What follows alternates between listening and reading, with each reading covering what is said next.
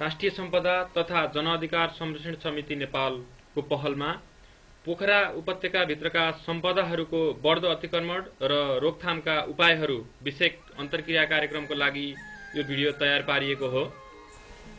हामी अहिले फिर्केको मुहानमा छौँ। जुन ठाउँदेखि फिर्के खोलाको सुरुवात भएको छ सोही ठाउँबाटै फिर्के खोलालाई अतिक्रमण गर्न सुरु गरिएको छ। यहाँ सुरुमै सुकुम्बासी बस्ती रहेको छ भने सोही ठाउँदेखि नै फिर्के खोलामा ढल मिसाउने कार्यको सुरुवात भएको छ। को डरलाग्दो स्थिति त यहाँ यो छ कि यो फिर्के खोलालाई पुरै चेक ड्याम बनाएर थुनिएको छ र पुरै फिर्के खोलालाई एउटा सानो हिमपाइपमा सीमित गर्ने प्रयास गरिएको छ। बर्खाको समयमा पानीको सतह बढ्ने यस फिर्के खोलामा यो एउटा सानो हिमपाइपबाट सबै पानी पास हुन्छ र यो सामान्य रूपमै बग्छ भन्ने हामी सोच्न सक्दैनौँ। स्मरण रहोस्, गत वर्ष पनि यस फिर्के खोलाले सुकुम्बासी बस्तीको एक घर बगाउँदा 2 जनाको ज्यान समेत गएको थियो र यसै गरी यस फिर्के खोलालाई थुनियो भने फेरि पनि यस्ता घटनाहरू नघट्लान् भन्न हामी सक्दैनौँ।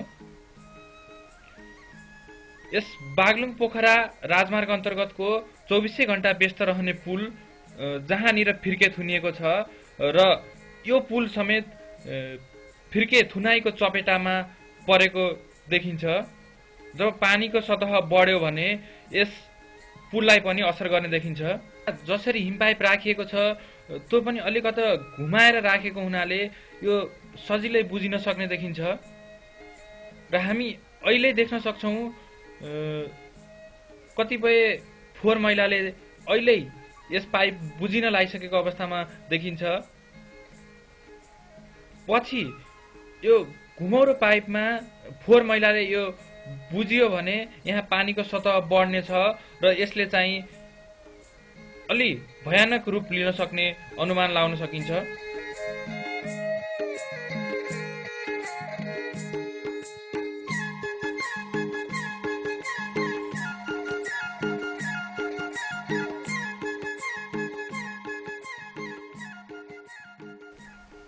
यस फिर्के खोलालाई वारी पारी दुवैतर्फबाट पर्खाल लगाएर र माटोहरूले पुरेर साँगुराउने प्रयास गरिरहेको छ र यहाँ माटोहरूले पुर्ने कार्य पनि अझै जारी भएको देखिन्छ।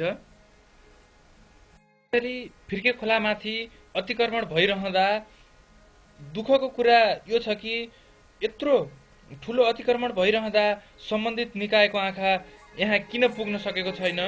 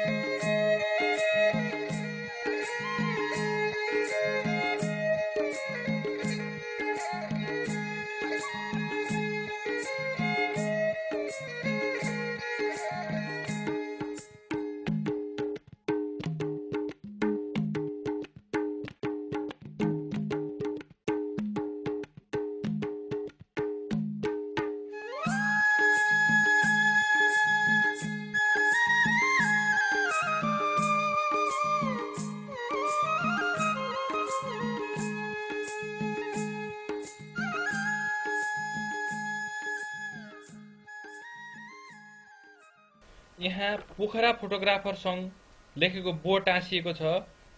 तपाईहरू आफै देख्न सक्नुहुन्छ र अनुमान लगाउन सक्नुहुन्छ यहाँ अतिक्रमण भएको छ या छैन। पुरै फिर्केको किनारमै लगेर पोखरा फोटोग्राफर सङ्घ लेखेको बोर्ड टाँसेको एउटा बिल्डिङ देख्न सक्नुहुन्छ। बगाले टोलनिर आइपुगेका छौँ। समाज घर बनाउने नाममा यहाँ पनि फिर्केमाथि डोजर लगाइएको छ अनि अतिक्रमण गरिएको छ। पुरै फिर्केलाई सानो ठाउँ मात्र छोडेर यहाँ डोजर लगाएर समाउने कार्य भएको छ।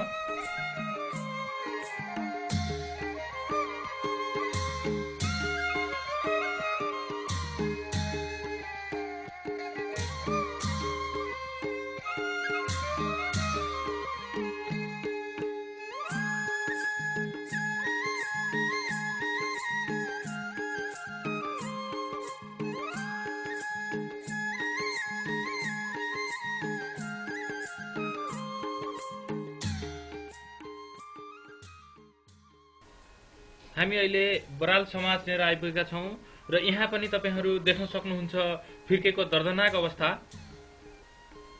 सानो नहरमा फिर्केलाई सीमित गरेर यहाँ पनि अतिक्रमण गरिएको छ।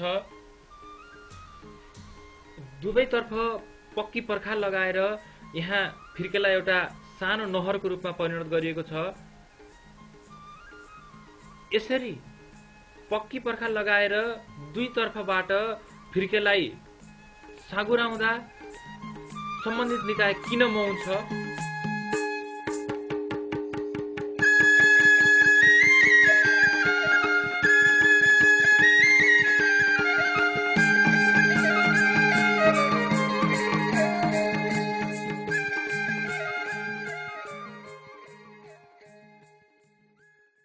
हामी अहिले 0 किलोमिटर आइपुगेका छौं। विद्युत विकास समितिको नाममा फेरि अर्को अतिक्रमण गरिएको छ। फिर्केको किनारबाटै जग उठाई पक्की घर निर्माण गरिएको छ। यहाँ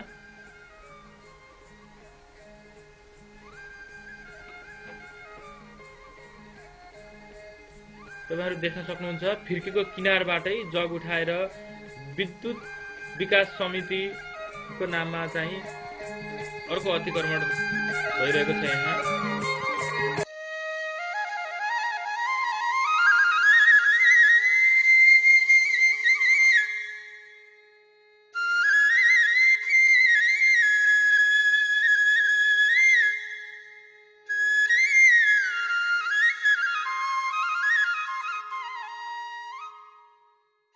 चाहे लायन्स भवनको नाममा होस् या राधाकृष्ण मन्दिरको नाममा होस्, यहाँ पनि अतिक्रमण गरिएको छ।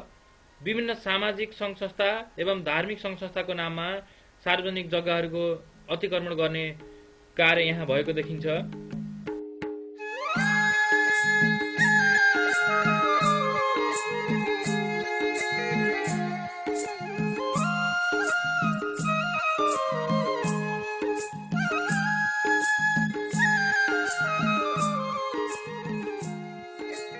पेक पोखरा इन्जिनियरिङ कलेज लेखेको भवन छ यहाँ, जसको जग पनि फिर्केको किनारबाटै उठाइएको छ र ठूलो निर्माण गरिएको छ। यहाँ पनि फिर्के अतिक्रमणमा परेको छ।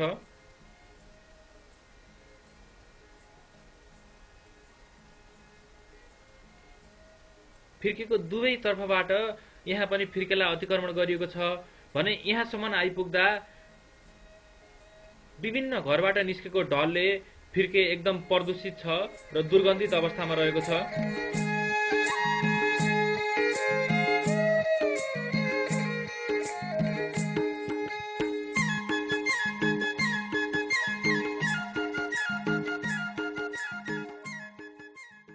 दुवैतर्फ पक्की पर्खाल निर्माण गरेर जग्गाको विस्तार गरिएको छ, फिर्केलाई च्यापिएको छ।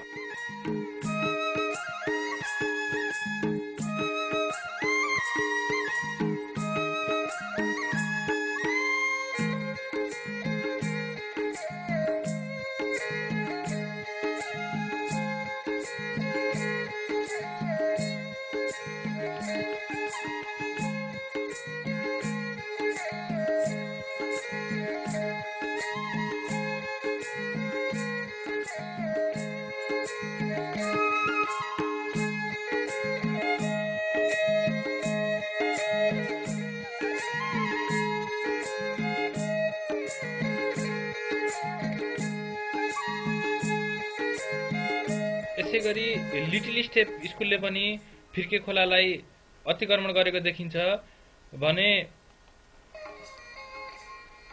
यस डिस्नील्यान्ड एकाडेमी स्कुल रहेको छ, जहाँ तपाईहरु देख्न सक्नुहुन्छ माथिको पर्खाललाई तल सारिएको छ र यहाँ पनि फिर्के अतिक्रमण गरिएको छ।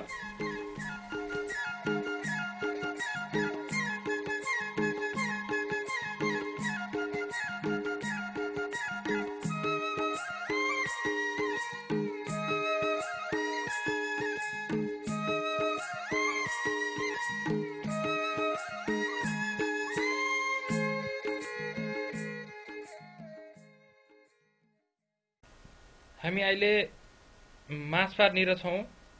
यहाँ पनि फिर्के खोला सँगै जोडेर एउटा भवन बनाउनको लागि पिलर उठाएको देख्न सकिन्छ।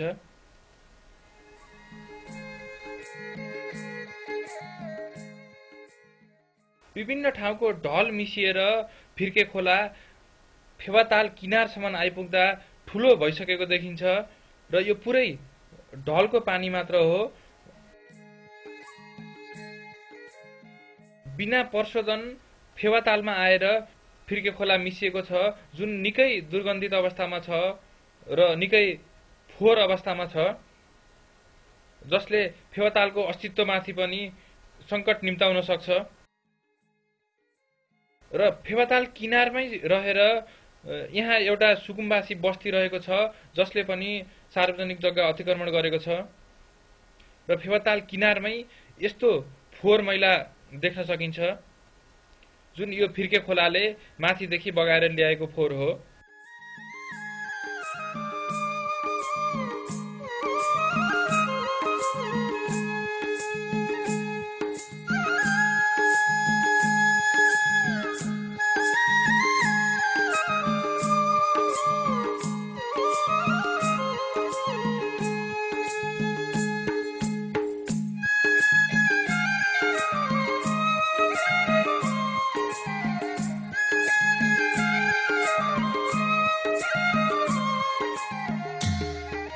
किनारमै पनि मापदण्ड विपरीत घरहरू बनिरहेको देखिन्छ। विभिन्न होटल रेस्टुरेन्टहरू फेवातालसँगै जोडिएर निर्माण गरिएको देखिन्छ, जसले गर्दा फेवाताल समेत अतिक्रमण परेको छ र चाहिँ फेवातालमा पनि प्रदूषण हुने सम्भावना देखिन्छ।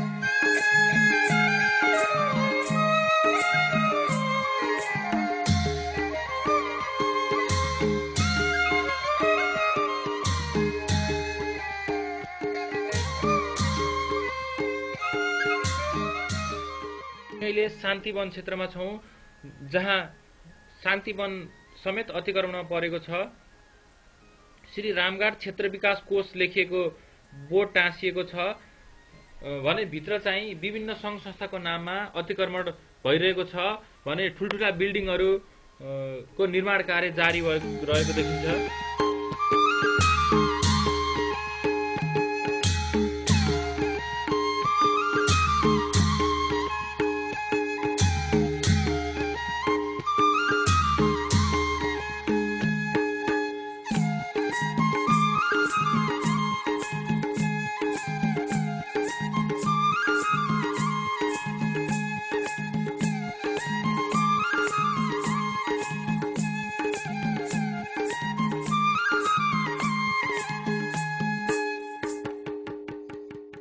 तपाईहरु देख्न सक्नुहुन्छ यहाँ ठुल्ठुला बिल्डिङहरू बनिसकेका छन् र कतिपय बिल्डिङहरू बन्ने क्रममा छन्।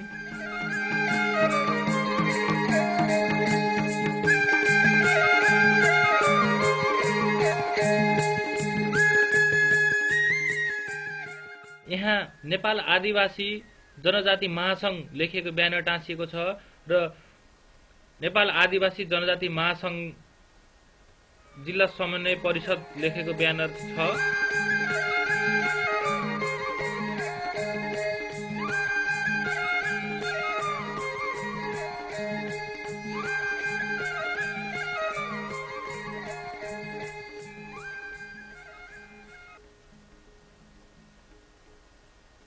यसैगरी ब्राह्मण समाज नेपाल केन्द्रीय कार्यालय पोखरा लेखेको ब्यानर पनि हामी यहाँ देख्न सक्छौं।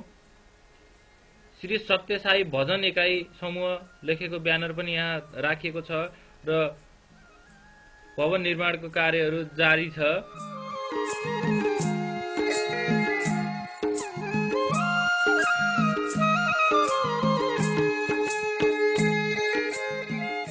ब्राह्मण समाज नेपाल गुरुकुल निर्माण स्थल लेखिएको छ। यहाँ पनि तारबार गरेर छुट्याएर राखिएको छ भने बुद्धचोक वातावरण सुधार समितिको कार्यालय भनेर लेखेको ब्यानर पनि हामी यहाँ देख्न सक्छौं।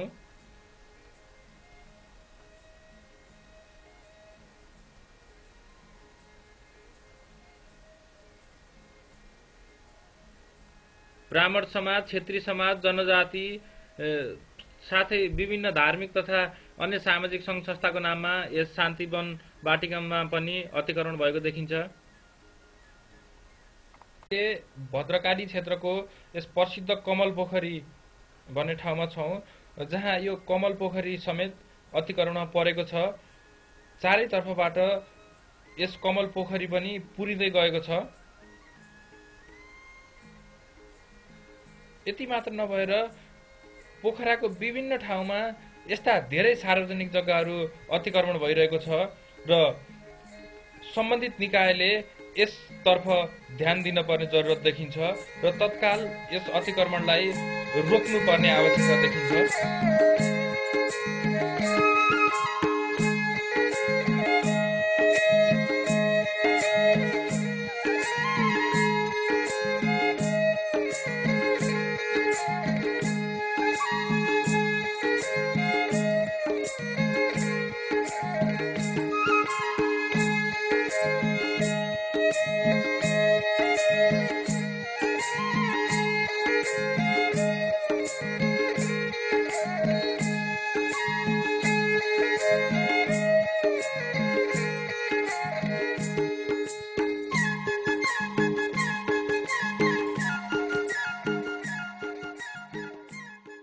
हामी अहिले गणेशटोलनिर छौं र यहाँ पनि सार्वजनिक जग्गा अतिक्रमण भएको देखिन्छ।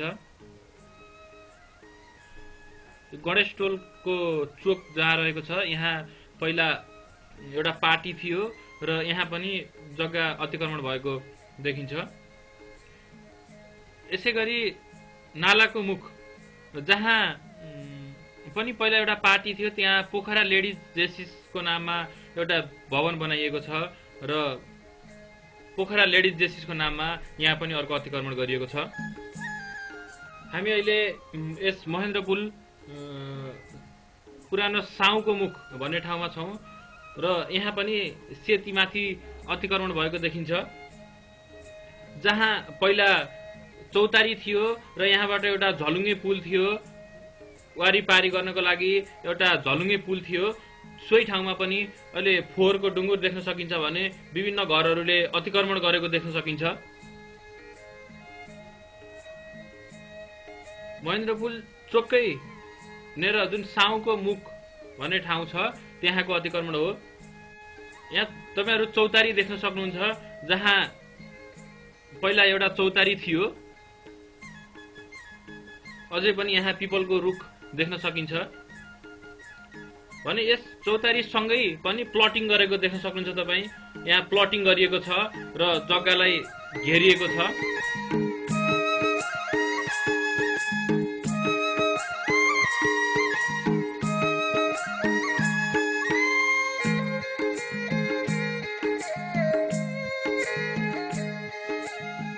यसैगरी हामी अहिले पृथ्वी चोक यो बस पार्क निर छौं र यहाँ पनि बस पार्कलाई अतिक्रमण गरेर एउटा सुकुम्बासी बस्तीको नाममा अतिक्रमण गरेर बस्ती बसालिएको छ, जसले गर्दा बस पार्क विस्तारमा अप्ठ्यारो परिरहेको छ। विभिन्न राजनीतिक दलको आडमा यहाँ पनि एउटा अतिक्रमण भयो।